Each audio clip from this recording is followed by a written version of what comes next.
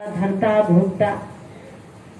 पर गीता में श्री कृष्ण भगवान कहते हैं कि नहीं, स्वयं आत्मा कर्म करती है, स्वयं फल भोगती है और स्वयं कर्मों के फल से बंधनों से मुक्त हो सकती है।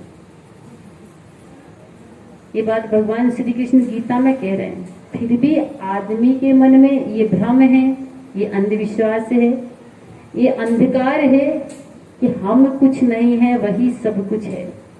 हम अपने आप को कुछ समझते ही नहीं है। तो गुरु का ज्ञान हमको इसी अंधकार से बाहर लाता है। और जब तक हम अंधकार, अज्ञान रूपी अंधकार में ही रहेंगे, तब तक हम अपनी शक्ति को नहीं पहचान पाएंगे।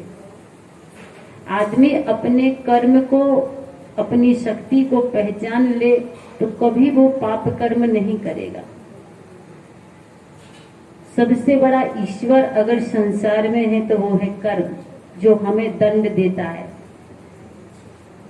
हम लोग कहते हैं कि कौन दंड देता है हमको? भगवान। कौन सा भगवान?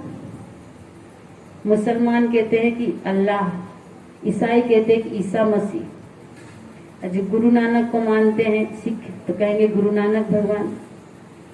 सबका अलग अलग हो सकता है, पर कर्म तो सब आदमी का जो होता है, कर्म जो होता है उसको जो भोगता है वो भगवान नहीं बचा पाता, ना अल्लाह नहीं बचा पाता, ना कोई ईश्वर नहीं बचा पाता। कहने का मतलब कर्म सबसे बड़ा ईश्वर है, जो सभी संप्रदाय के आदमी के ऊपर हावी है। भगवान हावी नहीं है। भगवान कहाँ कहाँ देखेगा, किस किस को देखेगा? हिंदू को देखेगा कि मुसलमान को, ईसाई को देखेगा कि बौद्ध को, कि जैन को। इसलिए इस संसार में भगवान व्याप्त नहीं है, कर्म व्याप्त है। पर आज जो गुरु नहीं किए हैं,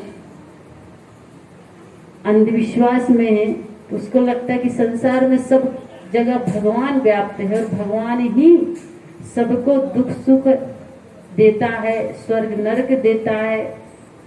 विभिन्न मान्यताओं में फंसा हुआ है आदमी। इसीलिए कहते हैं गुरु रूपी अंधकार से गुरु रूपी प्रकाश की ओर जो पहुंचा दे वही गुरु है। कौन से अंधकार? यही जो समाज में व्याप्त है कि हमसे कोई अलग है, करता धरता भोगता। हम लोग कितने सौभाग्यशाली हैं जो हम लोगों को निर्भ्रांत गुरु मिले, पूरा गुरु मिले। कबीर साहब ने कहा ना, पूरा साहेब से या सब विधि पूरा हो। सब काम पूरा होता है जब तक पूरा साहेब आपको पूरे गुरु नहीं मिलेंगे। अध कजरे गुरु मिले तो वो भी स्वयं तो भटके हुए हैं और हमको भी संसार में भटकाएंगे। संसार में गुरु की कमी नहीं, बहुत संप्रदाय चल रहे हैं, बहुत मत पंथ चल रहे हैं। कोई ऊपर बताता है, कोई नीचे बताता है, कोई अगल बगल में बताता है। बहुत सारी ऐसी घटनाएं हमारे देश में, समाज में होते रहती है, फिर भी आदमी की आंखें नहीं खुलती। अभी 1 जनवरी की घटना मैं न्यूज में देख रही थी कि बहुत से लोग 1 जनवरी को वैष्णो देवी गए और वहां पर जिस उड़न खटोला में बैठ के जाते हैं वैष्णो देवी, जिस लिफ्ट में बैठ के जाते हैं, वो लिफ्ट टूट गया, तार टूट गया। दूसरे दिन के पेपर में ये नहीं छपा कि वैष्णो देवी आई, माता जी आई और अपने भक्तों की रक्षा के लिए बचा लिया। दूसरे दिन के पेपर में ये छपा कि मिलिट्री के, आर्मी के जवान आए और उन्होंने जो फंसे हुए, जो पहाड़ी में गिर गए थे, उन लोगों को सुरक्षित निकाला। तब भी हम आंख नहीं खुलती हमारी। तब भी हम, बहुत लोग वैष्णो देवी जाते, बहुत लोग बद्रीनाथ, केदारनाथ, जगन्नाथपुरी, पता नहीं कहाँ कहाँ जाते हैं। अब बिहार में तो सबसे ज्यादा बाबा धाम एक है स्थान जहाँ कांवर लेके जाते हैं, जल लेके जाते हैं लोग कांवर। बहुत ज्यादा सावन के महीना में शुरू हो जाता। वहां पर सब पढ़े लिखे अच्छे जवान लोग सोचते हैं कि शिवलिंगी के ऊपर बाबा धाम में जल चढ़ाने से सभी मनोकामनाएं पूरी होती है। पर हमारे कबीर साहब ने कह दिए घट ही में सब कुछ है, बाहर नहीं, घट में ही सब कुछ है, आपके अंदर में ही सब कुछ है, बाहर जल चढ़ाने की जरूरत नहीं है। कितना सरल रास्ता सदगुरु कबीर साहब ने हमको बताया। बाहर भटकने की जरूरत नहीं है, घट में ही और घर में ही, दोनों जगह बताए, घट में और घर में ही भगवान, दूसरी जगह जाने की जरूरत नहीं है। घर में भगवान माता पिता, और घट में भगवान आत्मा है तो परमात्मा है।